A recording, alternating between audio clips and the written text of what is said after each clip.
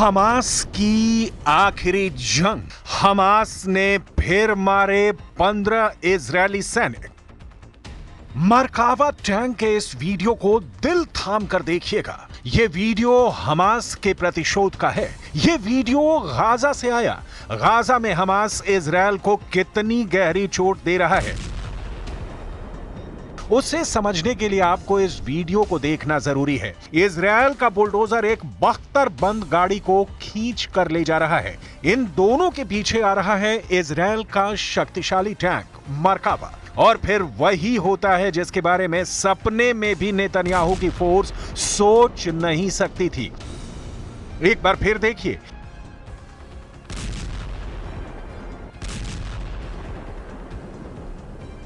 करीब 800 टैंक और बख्तरबंद गाड़ी तबाह होने के बाद भी इजरायल गाजा में लड़ रहा है। यही है हमास की वो अदृश्य ताकत जिसके सामने इजरायली फोर्स बेबस नजर आ रही है। सिनवार को मार दिया, हमास के सैकड़ों बड़े कमांडरों को मिट्टी में मिला दिया, गाजा को खंडहर बना दिया, लेकिन हमास अभी भी जिंदा है।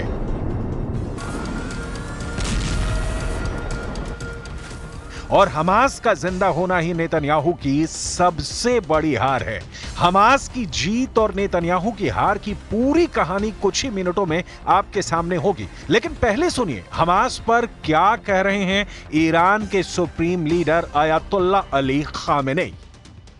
بله شخصیت برجسته و مهمی مثل جناب سید حسن نصرالله یا جناب سید هاشم صفی الدین و امثال اینها در بین اونها نیستند، اما खामेनेई ईरान से 1800 किलोमीटर दूर ऑपरेशन कर रहे हमास के लिए दुआ कर रहे हैं। इस बीच इजरायल के लिए गाजा से बहुत बुरी खबरें आई हैं। हमास ने बेत लाहिया में 15 इजरायली सैनिकों को मार गिराया। हमास की अल कस्साम ब्रिगेड ने ऑपरेशन को अंजाम दिया। सफातवी में मरकावा टैंक पर भी निशाना साधा। जबालिया में मोर्टार से इजरायली सैनिकों और गाड़ियों को निशाना बनाया गया।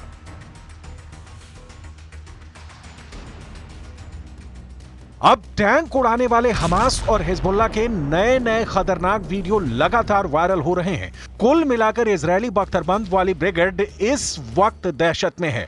मरकावा टैंक और नेमर बख्तरबंद गाड़ियों का गाजा के अंदरूनी इलाकों में टहलना भी आसान नहीं है। हालांकि नेतन्याहू की फौज लगातार दावा कर रही है कि सिनवार को खत्म करने के साथ उसने हमास की कमर तोड़कर रख दी है।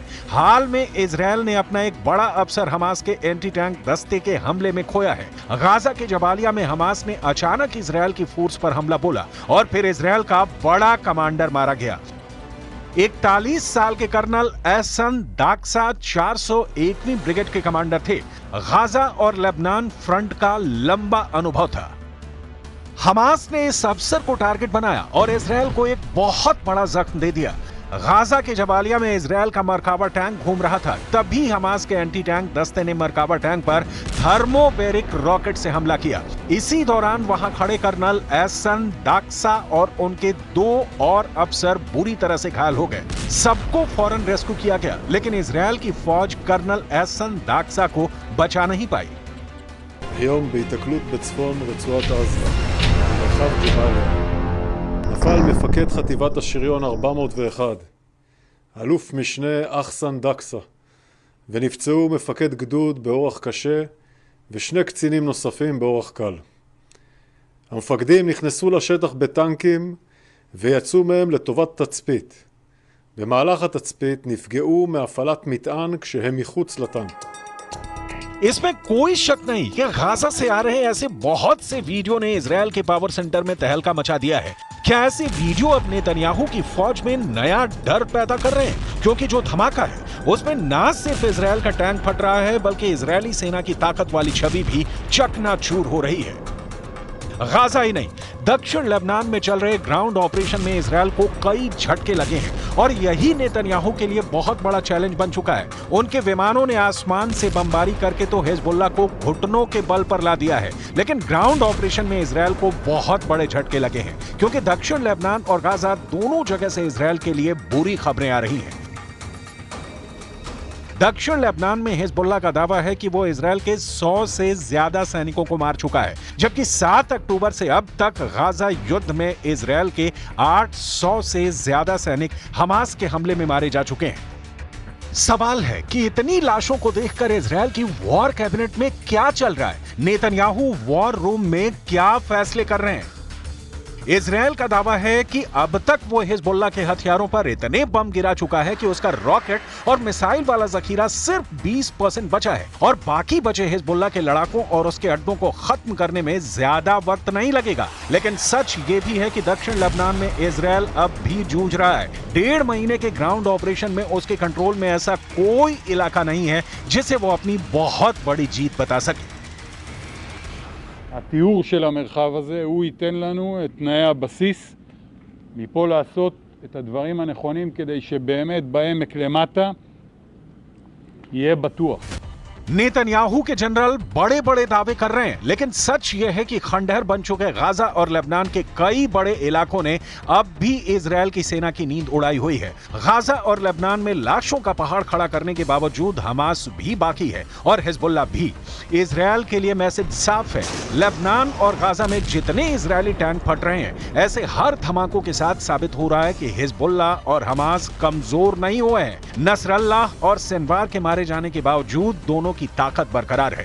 एक तरफ लेबनान में ग्राउंड ऑपरेशन में इजरायल की सेना लगातार हमले झेल रही है, तो दूसरी तरफ गाजा में इजरायल के टैंक और बख्तरबंद गाड़ियां रोज फोड़ी जा रही हैं। बेंजामिन नेतन्याहू की सेना ने पूरे गाजा को मिट्टी में तब्दील कर दिया है और बेरूत का भी यही हाल है। दक्षिण लेबनान में तो हिजबुल्लाह के छापामार लड़ाकों ने इजरायल को फंसा कर रख दिया है। इजरायल के नए रक्षा मंत्री इजरायल काट्ज दावा कर रहे हैं कि हिजबुल्लाह हार चुका है, लेकिन दूसरा सच यह भी है कि दक्षिण लेबनान में इजरायल की फौज अब भी ग्राउंड ऑपरेशन कर रही है। बेरूत पर अब भी बम गिराए जा रहे हैं। क्या लेबनान में नेतन्याहू का युद्ध वाला मकसद पूरा हो चुका है? इस सवाल के 5 जवाब हैं जो नेतन्याहू को बहुत ज्यादा परेशान कर सकते हैं। इसकी पूरी गारंटी है। पहला जवाब, हसन नसरल्लाह के इजरायल के हमले में मौत हो चुकी है। उत्तरी इजरायल में अब भी हिजबुल्लाह के बम फट रहे हैं। तीसरा जवाब, लेबनान में 3,500 लोगों की मौत हो चुकी है, लेकिन इजरायल का युद्ध जारी है। चौथा जवाब, 1.25 महीने बाद भी इजरायल का लेबनान में ग्राउंड ऑपरेशन चल रहा है। पांचवा जवाब, हिजबुल्लाह के कई कमांडर मारे जाने के बावजूद उसकी लीडरशिप बरकरार है। با قوت و قدرت تداوم داره، هم در لبنان هم در غزه و فلسطین. این مجاهدت ها قطعاً به دنبال خود پیروزی حق را، پیروزی جبهه حق را. अब इजरायल से आई इन तस्वीरों को देखिए। इजरायल में लगातार नेतन्याहू के खिलाफ प्रदर्शन हो रहे हैं। लोग युद्ध खत्म कर बंधकों की रिहाई की मांग कर रहे हैं। Here, close to the Prime Minister house, to try and continue and protest, try to continue and advocate for our children.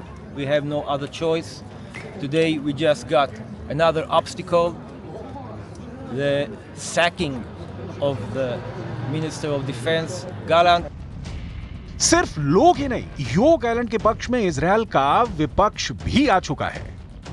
פיטורי שר הביטחון גלנט אתמול הם מעשה טירוף של ראש ממשלה לא כשיר. באמצע מלחמה, בזמן שישראל נלחמת ב7 חזיתות, נתניהו החליש ופגע בצה"ל, בכוחות הלוחמים, רק כדי להעביר את חוקי ההשתמטות.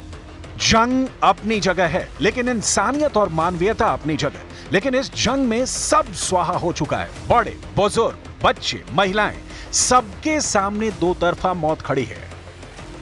400 दिन की जंग, भूख से मर रहा गाजा। पूरे गाजा पट्टी में हो रहे हमलों पर ना तो कोई सवाल पूछने वाला है और ना ही कोई जवाब देने वाला है। हालात बद से बदतर हैं। जरा ये वीडियो देखिए।